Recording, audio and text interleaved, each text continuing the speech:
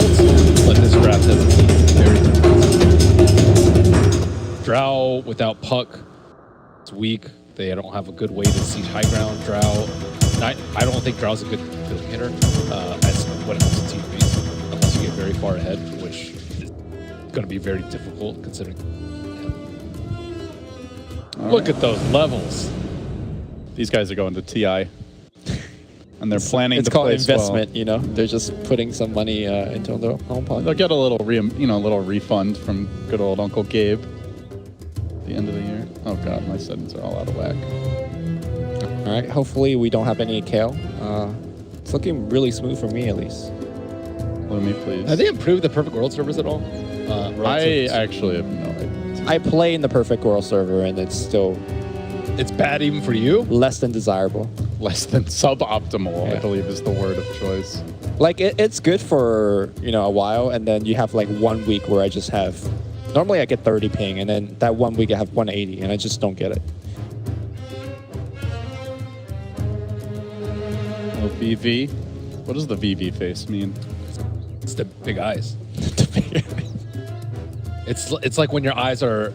It's kind of like the capital O_O, except a little bit different because your expression is different, but it's the same emotion. So what if you have two lowercase v? Two lowercase What does v's? that mean? I have no idea actually. All I'm gonna right. type it out to make sure. Well, I gotta look at it, dude. I'm a visual learner. I am all set here, Mr. Eric. I don't think we want to subject Ben to observing. I don't think you want to subject other people to my observing. Or to my observing, for that. We should have like an observer showdown. one Yeah, time. observers That'd are be really fun. just like a thankless job most of the time. How many kills can you not miss? Well, if you miss a kill, it's just like T-Tours. But if you catch, kills and base race, nobody says anything. Well, PGL, like when they were doing the majors, started introducing that new feature where they introduce the observers, but that can be really bad for the observer. If you Yeah. just have like an off game, all of a sudden They should do it at the the end of the hate game, goes right? straight to the top. At the end of the game, if he does a good job, then you introduce it. If Yeah. you do a good job. Yeah, it should be a posthumous thing. That's for sure. I like that idea. 30 seconds. So we'll get underway to here. They are going to be running pretty standard lanes on OG. It's the safe lane Arc Warden. Not going to be going mid. Poker. Looks like they might do dual lanes at least to start. S4. Void. EG running that Drought safe lane. SumaiL going to be playing the mid Storm, and then Universe on the off lane Shaker. So really no surprises at all when it comes to the lane setup here. Yeah, so I want to talk about Zeiss Kunkka. I think at The Manila battle Master, begins. I don't know if you were able to catch the final game, or final series, but EG, I think Zai overall didn't play up to his potential. But on the very final game, when they picked his Kunkka, he lit up. So I wonder if he was still carrying a bit of that. I think this is one of his best hero currently. So I expect a lot out of him this game. And he needs to do so. Like, I think the Ana Invoker can be punished by some good roams by the Kunkka early on. Maybe bring the IO in relatively early if the opportunity presents itself. Yeah, I think Crit might be looking to start. Жил до конца, умер как герой.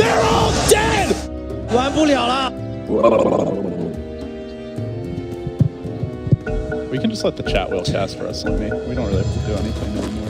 Yeah. It's got some good lines. I wonder how many people out there can are fluent in all three languages. What percentage of the Dota population is That's where you can really help. Good D-ward here by OG to get things underway. So SumaiL going to be a bit sad as JerAx with the Arctic Burn able to get some good chip harass damage in. So far Arteezy just on his own in this top lane, while we will see some early pulls by Crit on the IO. Go for the D-ward. Unfortunately missed it because it is a lane ward, not a direct camp block. So they'll have some good vision here early on, and perhaps OG can punish that. You get nothing. So, thoughts on the lanes, Lumi? Anything surprising you? Anything exciting you? This is my first time seeing Winter Wyvern sitting mid as like kind of 4 position harasser. On paper, he's not very good for that, right? Because Arctic Burn is such a long cooldown spell, so you can't spam it out. But it seems like what he's doing. Look at JerAx. He's just pulling mid creeps into the jungle, farming it up. He's taking Invoker's experience right now, but hey, that JerAx level 2 though. that all the good 4-position players are levying nowadays. Yapzor, perhaps most notably. Feels like every game, like his mid dies, and then he just takes over the mid lane. You know, gets a couple free waves. Hasn't done the pulling. Yeah, but Arctic Burn is such an impressive harassing ability because all you need to do is apply the burn, and it just deals majority of the damage. And I think that's why it's such a powerful harassing ability early on. You see it more zoning out the offlaner, but it's definitely a very interesting application for SumaiL in the mid lane. What is the game plan for the Arc Warden for OG? Like with the pickup of the Invoker, and you're not like so reliant on the Arc Warden as your main carry. Does that change at all how you want to play around it? I think Arc Warden can be played as a high tempo space creator. At least that's how he's been playing it. No chance. SumaiL in all kinds of trouble. OG bring him down with the cold snap flash. The Sunstrike, but didn't matter. So early punish there. Storm on paper, it looks like Storm would get a lot of help early with the Drow Aura. Maybe the IO coming in, but in practice so far, yeah, he is under the gun. Dude, Arctic Burn plus cold snap. That is. Oh, you wanted a big game from Zai. You do get it, but it's not enough damage, unfortunately. Ana, he's afraid of that follow-up turret in 5 seconds, it seems. Wants to play it safe. I'm just gonna follow your camera out. Yeah, I don't even know why I'm looking at my screen. I didn't even see that. In your defense, Lumi, you don't have the most. Tis non-cupatory. So I'll cut you some slack for that. Yeah. But you have a computer, which is pretty impressive for the guy in the middle. Yeah. Normally the middle guy gets the shaft. Can you think of a situation where it's better to be the middle guy? Like middle seat in the airplane is always the worst. Middle spoon. Ben chimes in with middle spoon. Yeah, I guess it's like potentially. Like if it's really cold. Sex maybe. Depending on how you swing. That went from 0 to 100 really fast. I mean, spooning's like 50. I wouldn't say it's 0 to 100. You can have a very platonic relationship. A platonic It's still spoon. a very intimate experience with me, okay? But a platonic spoon is fine. Okay. Well, anyway. Things looking pretty good here so far in the mid lane. A lot of pressure on Ana, but still CSing well. Managed to score that first blood on SumaiL, and it looks like Universe did have to make the journey back home, so he's out of the lane. That's going to free up the supports here. As the wraparound cometh, looking for the pickoff on Ana. He's quite low. Torret having a fish, a bit off the mark, even with the slash through. Not quite enough on the Tide Drainer to get the kill there, but a good effort. I like how Ana was like getting killed and he just went back for the last hit. He's like, yeah, I got 10 HP, it's fine. Does he have regen coming out? He needs a salve or something. I think the couriers. Everyone's so low on OG here. Like JerAx is almost dead. Ana's about to fall. They'll have to ferry out another salve. So big commitment, but now SumaiL's been baited in. The stretch hard from Shackles coming out and fly. Scores the kill. Sunstrike's there for Ana. Dyer's middle the tower is is on in this under middle attack. lane. SumaiL is getting punished. We hear you, Ben. Oh, okay. Hi, Ben. So this storm is as predicted. Dude, OG was looking like a bunch of beggars.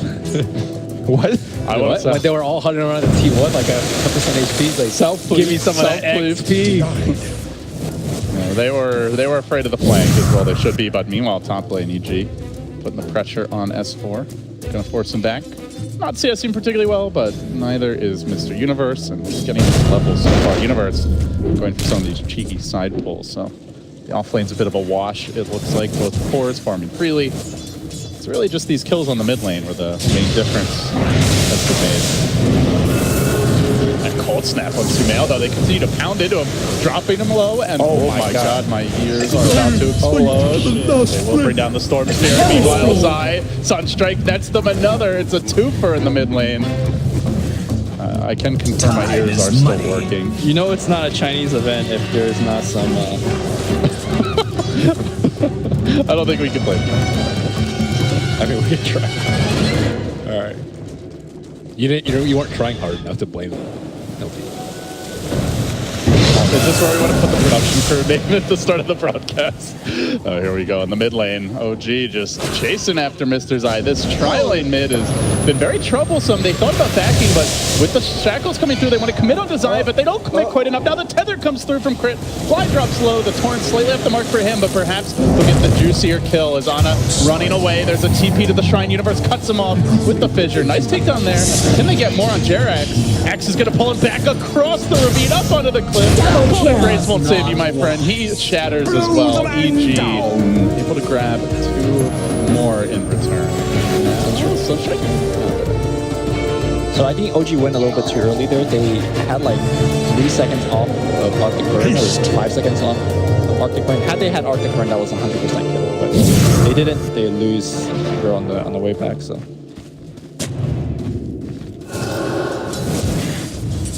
Midas now being worked on here for Ana, who's started to drop quite a bit in the CS department. And OG, they're going to abandon that trialing. And now they make the move on the top. Arteezy is the target. They've got the tether coming through. They lock him in position with the shackles as well. They'll maybe need 1 bash from S4 to secure this kill. Gets the Gust pushback. Now on the run is JerAx. He just pulls back into tower range. Might end up dying here. Cold Embrace. Keeping him alive a bit longer, but they've overstayed their welcome. Now SumaiL's on the hunt. Looking for Fly. He's a bit low on though. The Torn comes through. It's slightly up the mark. He creeps, but that's it. And now the ball forward. Commitment for Fly. Good hex by Fly. Juking through the trees. Tries to retreat. Not gonna happen. Zai cuts him off with the sword, and now the Sunstrike gets the counterplay on a middle tower is under attack. Kill, and also some great pressure on this tower mid. So 1 Midas up now for the Arc Warden, and another about halfway there to the recipe for Ana. They're getting a lot of good rotations with the Wisp to help, but at the same time, OG are pressing their luck very close to the T1 towers. At the same time, I didn't really expect them to be able to be this aggressive early. So all in all, I still think it's a pretty good sign for OG. I thought they were going to be very, very greedy, but they're getting away with it. They're winning their early game, despite going for Midas's and putting a lot of pressure for EG to TP in and do things they don't really want to do. EG have made a smoke rotation now. Swinging through the river, leading with Zai. Maybe looking for Ana. There is no chrono yet, though. Universe gets close, so if you ever wanted to make this move on mid, now is probably the time before the chrono is available. They commit on the Invoker, playing back with the X. They've got the Ghost Walk ready. EG not prepared with detection by the looks of things. Just slips right away. Almost gets crit on the way back.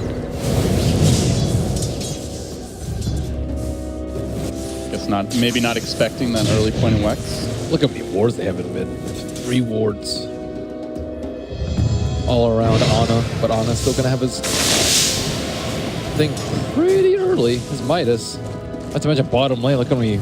Dire's bottom tower is under attack. Poor man's Veno, you know. It's just this lane is just infested with traps right now. You say poor man. I think this is like a better Veno. It's gonna be a richer than a Veno, that's for sure. They're going to be opposite of a poor man's shield. What is the opposite of a poor man's shield? Then? A rich man's shield? Is that a trick question? Or? I don't know. He brought it up. He said the opposite of a poor man's shield. Thought he had something in mind. Clearly I was wrong. We're going to now have Chrono available, so any movements by EG could be punished if they're not careful. Relocate, not yet available. Crit getting close to it, but not quite there yet. SumaiL, after that early rotation, not amounting to all that much, has found himself slipping quite far down the net worth department. Need some comeback assistance here, and EG supports perhaps looking to make that move there. Camping out this Arcane Rune, at least for now. SumaiL continue to drop down those remnants. I mean, so far, so good for OG. They've got a pretty decent net worth advantage and experience as well. With double Midas coming out, that is going to accelerate rapidly unless EG makes an adjustment soon. Yeah, and I think it's somewhat harder for EG to actually get the punishes. Like, normally when you see double Midas, you could play in a certain way to, attack them early, but Storm hadn't had a good early game. Drow, I mean, still is like an item away before she could actually safely push tower. So I don't actually know what EG could do to gain the mini combat. SumaiL maybe getting punished again in the mid lane. He won't make it out. Fly is there with the support from Ana. He saw the Shaman mid, saw the core Arc Warden moving top and figured it was safe to post up in the river, but Dire's top tower is under attack. They've now got the Shaman wards. They're about to get this tier 1 top. It looks like they might be able to get a tier 1 mid as well. That'd be a huge boost in map control. That moving forward. Oh man, JerAx could mango his friend. Dire's top tower has fallen. They could have dropped wards there, but Dire's structures are fortified. Worked out for the best because they did not have wards. Radiant's bottom tower is under attack. Big jump in by S4. Quick tough. I think you definitely need Soul Ring on whatsoever. His spells are so expensive. Yep. And he does not have that much regeneration. He wants to get an urn by the looks of it too. He's keeping that infused ranger out in his backpack, so he'll have quite a bit of mana regen. So net worth lead is about 1,000 for OG, but he might have 2 Midases, so it actually should be slightly favored EG. But EG aren't even close to being able to come to towers right now. They do have relocate up on Wisp, but no opportunity to do so. They will need Shaker Blink, I think, before they can make like really big moves, or for I'll take that. towers. But it's pretty hard when you have Master Serpent Wars. Master Serpent Wars pushing towers is generally pretty safe. And OG really want to push it now. They do have those wards online. They're grouping up with Radiant's S4. bottom tower is JerAx out under in front. attack. Haste Rune, allowing JerAx to play aggressive. Does have to beware of the X though. He looks really cool. Dire's middle tower is under attack. How do you defend this? Like, you have wards in the Dire's front, middle an tower army of has Wraith in the back. fallen. You have to play around the Radiant's cooldowns, right? bottom tower is that's under attack. The best way for EG to try to punish. With what items? Yeah, that's the tough thing. Their Storm's so poor. They have no blink on the Shaker yet.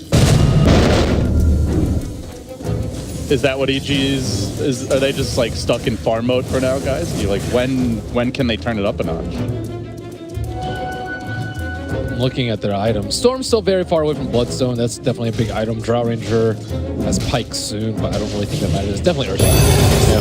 The one that's the closest and the one that's going to make the biggest difference. So that's 700, 800 gold away. Radiant's bottom tower is You're going to have under this issue attack. very soon where No-Tail is going to be able to like be very, very strong with his illusions. He's like in his ramping up phase. Once he gets his Maelstrom, he's going to be pretty powerful. He didn't go BOTs though. Maybe thinking that they can get a lot of the split push done with Ana, who will almost certainly eventually. Dire's go top BOTs, but tower is under attack. I have seen a phase boost Arc Warden. Radiant's bottom tower is under attack. Yeah, I think they know that they have the late game. They just need to survive the early game without losing any towers. The phase boost damage might give them that little bit of extra boost. I mean, if the game goes late enough, he could definitely go back to switch it out. But I think it's correct to go for the much easier to build item to fight, because Stupendous! becoming relatively soon. Radiant structures are fortified. EG with a smart scan are going to protect somebody behind that tower bottom, and indeed it is the Wyvern who pops out now looking for the surprise. As for there, trying to cut off Arteezy, did get pushed back. Stays alive at least for now, courtesy of the Gus, but now Universe trying to TP out. He'll also escape. So good defensive play there by the Shaker. Gets him away to safety, but just have to credit OG at the same time, doing such a good job at defending these outer towers. Radiant's Taking down the tower tier has 1 mid for been EG, the top as denied. well. So the Roche control certainly in their favor at the moment, and they are not going to give that tower gold up freely. They will deny this one bottom, and last tick going to... It's really hard to break OG's T1s right now. They're very ready to defend, and like they have Hero Samurai just sitting there, and also EG don't have good vision around there. They have one in the bottom jungle close to the bounty rune, but it's not like they can really make a smoke play around it. They'll get annihilated if they get caught out as 5 inside of smoke. I just think that it's so hard to push OG's tower because of their abilities, right? Chronosphere punishes you when you're moving up. SumaiL wants to bait out one of those abilities, perhaps, and it's going to be the Winter's Curse that finds him. Crit is there with the tether, the overcharge keep it alive, but now the Chronosphere is the trump card. Ward placed just to the side of it. SumaiL somehow able to ball out to the left and back to the right. He survives through it all. Well, they force out quite a few ults. They only lose the IO. Not the worst exchange in the world for EG, though the tower takes no damage. And OG still defends. That was actually pretty good for EG. Like, they got 2 big ults for one. Trying to punish. Fly gets caught here. SumaiL, the comeback kid, is in town. You a storm was Find that coming. blind kill. Walking blind uphill. He went away with like 20% no mana, pops a regen, everyone gets a kill, now still has a regen, and then bottom, Shaker gets to finish his blink. I think AG, off the back of like 2 minutes of solid play, I don't want to say they're back in the game, but they're definitely looking more alive than they did like 2 minutes ago. I can't believe Stormsphere survived there. Yeah. Well, Did they throw a Sunstrike on him as well? It was during the curse. Oh, okay, so that's probably it. Zai going to TP out here. No towel. Doesn't have the damage to bring him down. Make it back to safety. The Arc Warden, though, staying up there in the net worth department, closing in on his early Maelstrom, so heavy damage to be dumped into the Chrono.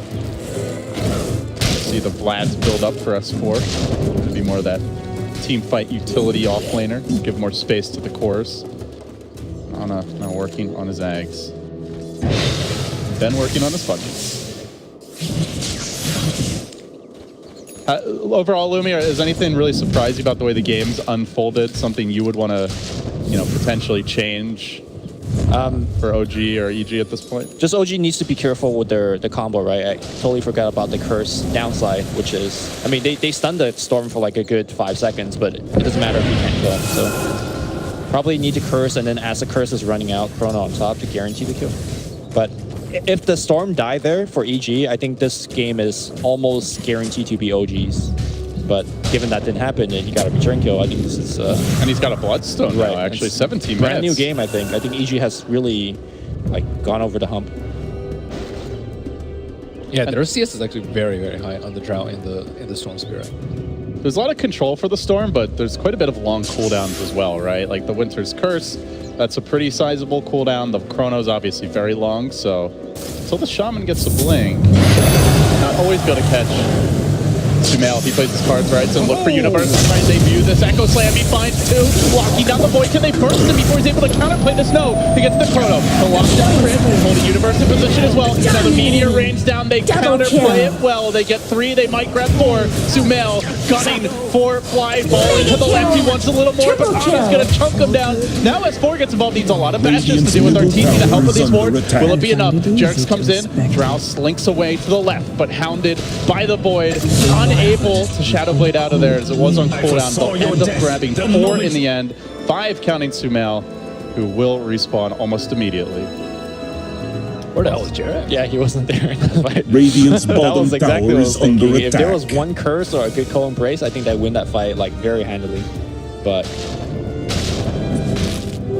I mean, he wasn't terrible for EG because even though they lost the fight, they didn't lose any objective out of that one. They did lose Bloodstone charges, though. Right, that's I guess perhaps even more costly than objective. And I mean, granted, you probably expect the blink at this point, but that was the blink debut for Universe. So. He is going to walk up to high ground here now, straight into the waiting arms of S4, but he gets the stun off, and now SumaiL is the punish. Forward onto the Wyvern, not able to fully finish him off because that curse turns out, but it's only on crit for now. No-Tail sets up, the Meteor rains down, they'll get the follow-up kill. S4 time walks off so much damage, stays alive. This Hammerhead Shark, man, is a difficult takedown. Now they're looking for Zai in the river, but Universe is there. Well-placed Fissure, a Gust as well. A Torrent, 2, it connects on 3. SumaiL passes it again. Fencing in another fight, continues to find these pickups, looking for Ana. Now has to drop the Ice Wall, look to retreat. S4 holding the backline, but not a whole lot he can do without the Chrono. The Forge Spirit doing so much damage. Zai's being chased in by the one more time walk, and this Void could explode, but no, he won't get it off. SumaiL able to finish him in time. Might have died there to the Forge Spirits in the Void otherwise, but from 9 Bloodstone charges right back up to 13, and now into the road pit. That was a pretty good game plan for EG. They didn't actually care that they lost the heroes on the bottom lane. They just wanted to fight immediately after. Yes. And if they get Aegis for Storm here, Shaker's also owning really hard. Like his fissures into any follow-up. Like, I think we saw a 3-man fissure into 3-man. Just destroyed OG. If you look at it, OG's catch is not that good until they get Blink Daggers, right? Like, Void's pretty short range, Shaman is really weak in that department, and unless the Wyvern sneaks in with the Glimmer Cave, which isn't farmed yet, he's unlikely to catch you off guard. Like, they're much better at counterplaying fights, not at starting them. And that's where Shaker can really shine. it's also very punishing when you do miss those catch. Like, for example, if you compare it to EG's catch, they throw out Torrent, they throw out Fissure, it's so long range, it's so safe. Whereas OG really commits with like Rasta walking, shackling, or just throwing out Chrono. You miss those spells, you're just done. And I think in the last fight, there was a little bit of that. EG on the prowl now, moving to the Radiant jungle. Universe there again with the dunk. He catches up to the Fissure. The boat coming in, but S4 is able to time walk it off. They only lose one so far, the Shaman, but he gets pulled back by the exit into that boat. EG will find the fall killer now, maybe looking for more crit. Able to make it out of this fight for a bit. He will end up dying, and now No-Tail jumping in with the illusion. That will get picked off. He lost 3 on the northern end. SumaiL did find JerAx as well. So EG again getting the jump, finding clutch fight after clutch fight, and OG really, it seems like the vision is where they're Radiant struggling right now. structures are fortified. Definitely so. I also Radiant's thought that middle Arc tower would is be a under bigger attack. factor at Radiant's this point in the middle game, tower has considering how much early fallen. farm that he had. But he's actually number 4 in net worth now. And his illusion just dies very, very rapidly. I think he's fed up to like 3 to 4 of his illusions now, which is like 180 a pop. Dyer's bottom tower that's is a lot of under gold. attack. I wonder if his, I guess, lack of contribution is due to the item that he's going for. Like Maelstrom is decent for pushing out the wave or hitting a Dyer's support, bottom but like, tower is if you're under trying to kill the attack. storm, I wonder if rushing a quick orchid might be just better in this situation. Even scarier for OG. SumaiL up to 15 Bloodstone charges and still has the Aegis.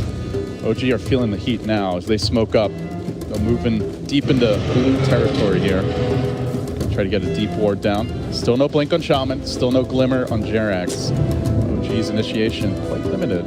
Radiant's top Really need tower to is get under the attack. jump, but the thing for them is they're going into this Bloodstone. So if they blow too many ults, even if they kill the Storm once, can they kill him a second time? And if they don't kill him once, well, Radiant's top tower is under attack. Very Radiant close to walking into structures the are door, but- fortified. They lose the tower for free, so they know something's up. Radiant's I mean, the other top thing, Newbee, you tower has mentioned like fallen. no Orchid or really utility provided by the Arcborn, but he's not really able to as easily join the team with the Spilled either, with He's going force the that. phase boots instead. Yeah, that's true. Radiant's top tower is under attack. I mean, there's no excuse. All the fights that OG have taken is like either shrines or next to all the towers, right? So a TP scroll should suffice. But as the game drags out, yeah, the lack of BLT will hurt. Going back for BKB, very combat-focused build here on the Radiant Arcborn. structures are fortified. Very mid-game. Radiant's top itemization. tower is under attack. So, I guess the argument you guys have made as well. If they get to late game, they're in great shape anyway. Yeah, maybe not if this storm is as fat as it looks like he's going to be. He's just going to be able to take down this tower for free. Radiant's SumaiL top tower is has ahead. fallen. Number 1 position in net worth. S4 is still parked behind there, looking for. I mean, they don't really need to fight right now. EG can pressure T3 while Dyer's OG bottom can pressure tower is T1. under This attack. maneuver not going to work. Dyer's structures are Well, they're fortified. trying to take that tower down. Forge Spirits lane into the tier 1 tower on the high ground. No tower. Just So Shaker just jumped in. I think back he's looking to his cancel illusion. TPs. It'll come through EG with the counterplay. Trying to lock down. No doubt the chrono is there. A nice catch by S4. And this could hurt EG quite a bit. SumaiL low still has the Aegis to work with though. And now turning back to the void. Shatter him. He will lose his Aegis. Round 2 commences with Arteezy. Be controlled during this time by the cold snap. Forced away. SumaiL going for the jump. Does he have the pull? No, it's on cooldown. So Ana makes it out. And in the end, 3 for 3 there, including the Aegis. But SumaiL will keep his Bloodstone charges now up to 18. We'll get some wards as well, or at least try to if they're denying themselves. Nice. Good microphone. So I think what happened there was EG was pressuring the tier 3. How much damage did it get on? Just Almost a little done. bit. He cast back down. And then I think Shaker wanted to jump in to like cancel TP / start the fight. And then the relocate came in. Unfortunately, Arteezy wasn't there at the beginning of the fight. If he was, I think there, that fight could have been much better. The wards also were just positioned really well, where Yeah. EG had to like constantly tank them to fight. So Storm's getting massive though. This Orchid's Yeah. causing a lot of issues for the Arc Warden, for the Shadow Shaman. They can't really do anything to Yes. fight. The Winter Wyvern shows himself to Cabal Cold Embrace, and he's also dead very early on in the fight. look how far up Crit's playing on the IO. Just knows there's not a whole lot to catch him.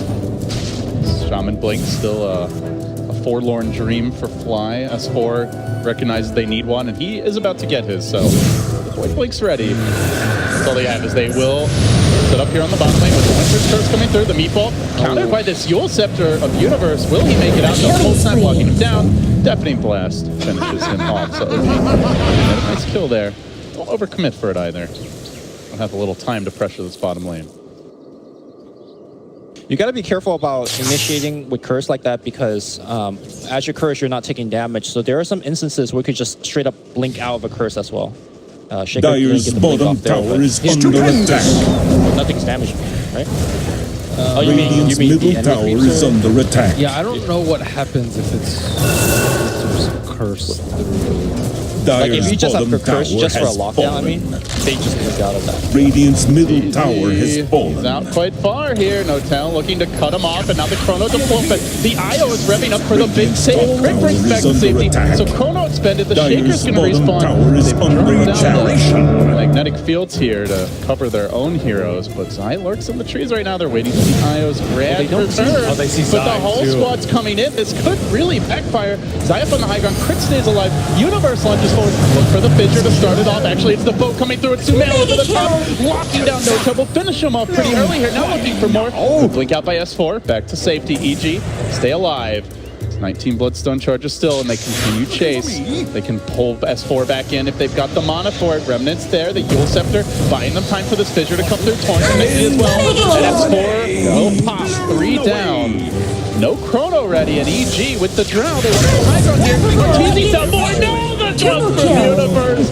That's a full 5-man Radiant's wipe, top and tower is EG. under attack. It's time for a later Brex, they say. Radiant's Persistent little top buggers. tower has We'll have to fallen. buy back here at No-Tel to try and hold. Radiant's top barracks much, are yeah, under we're doing attack. loads of them Radiant's already. top barracks have fallen. Illusion finished off, and Radiant's EG top barracks takes the have first fallen. lane, just like that. Radiant's middle tower is under Looking attack. for a second. Well, EG made this look pretty easy, I would say. It wasn't easy though.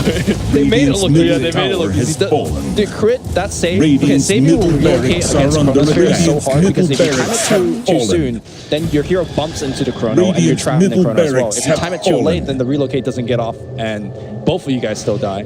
He timed that perfectly. Even though Zai got found, he still got off his spell. Somehow, after crit came back in, Dyer's he still middle didn't die tower even is though they under parked like 3 attack. Spark Wraith on top of him. I don't know how EG did it, but I guess that's why they're like the best team in the world.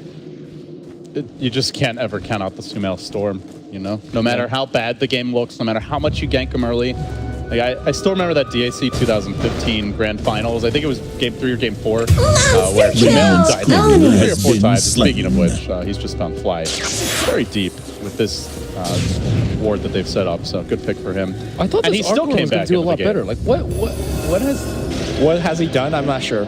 what has he done, and could he have done more? Pop. Because we don't really see this hero picked that often. That's not like I think what Faces have picked him a couple of times. OG picked him by far more than any other team, but. Big fight breaking out here. Double Survive kill. will finally bring him down. They end up monster kill streak. Could be the start of the comeback for OG now as they find 2. Almost an instant respawn for SumaiL, though he's going to be up in 1 second. He'll be coming right back in. Ana on the run. The boat won't let him escape, though. Zai finishes him off, and now maybe chasing for a bit more. Back to safety. So yeah, 3 dead. And then I guess the question where we left off is, what else could this Arc Warden have done? I'm not sure, but like his net worth was like 10,000 like 15 minutes ago. Yeah. Not 15. I don't maybe like 10 think minutes. Maelstrom was the right choice. I'm gonna stand by the Orchid that I think Orchid would have done much Then he more. doesn't have any damage though when you right click. I guess I mean- Base was a little bit, but The counterpoint to the Orchid is like if you look at the rest of the team, there's so much stun already. Like you Radiant's should be able bottom to just tower lock is down under whoever attack. and provide a little bit of damage and get the kill. But the way that it plays out is that SumaiL just isn't dead. Blink dagger here on the Radiant's storm. bottom tower the has way. fallen. Is Because this like why not? styling BM or? I think it's styling. Yeah. Zip! Oh yeah. Nice, you mean? Now you don't. Nice Okay. corner cape. Nice save. Good job by JerAx. Keep him alive. That's styling. That's yeah. okay. Well, you didn't get the kill, so it wasn't BM. It's still BM. I think buying Blink Dagger on Storm ever is BM. Okay. There's literally Radiant's zero bottom tower situations is where under that's- attack. I mean, the thing is, Blink Dagger is just such a good item in general that it's not like the worst way to spend your gold, I would say. There are worse. There are worse items. Doesn't mean it's the best item. Yes! Dodge that Chrono, you know. It is really good for There's dodging no Chrono. cast animation. That's yeah. That's the one thing. That's the best part about it in this game. yeah. Other than that, though, I can't really see a whole lot. Because you could also just have a BKB at this point if you're SumaiL and Invisibility. just go in. Just tank the Chrono with BKB on. OG are quite light on the physical damage here. That's what Arcor was supposed to do. SumaiL just going deep with the tier 4s. Easy fall in. Does this qualify as BM enough for you? Oh, that's Жил до конца, умер как base герой. trade is a pro. Dude, OG is super spooked. They drop like 25 sentries in their base. It's like, where the hell is this war? Tornado, perfect catch, EFP. Can anyone get that force with the Chronos? On the ground. Gold Roshan actually going away from the Iron. He just is snatched by his 4. Now the real fight breaks up. Good relocate save. Setting up SumaiL for round number 2. He jumps in, but inside of the magnetic field, No-Tail stays alive. The BKB protects him. OG not ready to give this game up yet. They have lost 2. All they've gotten out of it is an Aegis snatch, and they've blown the Chronos. So EG presumably can just go back for a lane of Rax here with the Fissure coming through. Uni wants a bit more. Enchant Totem locking down Ana. He will fall, and now S4 on the retreat. So, well, a noble effort, gentlemen, but I'm not sure it's going to be enough. Stupendous! You could tank again. Yeah. And he gave cheese to Ana. Oh, did he actually pick that up? Yeah, he picked up. Okay. All right. I mean, they're still about to get mega. Such a doubt. Clearly, SumaiL, go in and blink out. classic Storm Spirit play. Actually, all the previous times it destroyed the building, No-Tail wasn't alive. And the fact that he's alive to put these shields in the building, maybe he'll delay it long enough. They're so fat. Doesn't matter if you can't hit the building, right? You just stand on top of You can just it. walk that's why you get the blink, dude. You can blink inside of the Hit it once. magnetic field. You just face tank. It's fine. The Blink Dagger helps you with that.